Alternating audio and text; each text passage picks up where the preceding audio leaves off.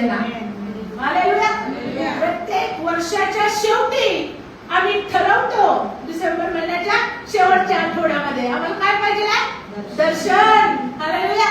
त्या दर्शनासाठी आपण आपली जागा सोडतो, दुसरीकडे जातो. देवा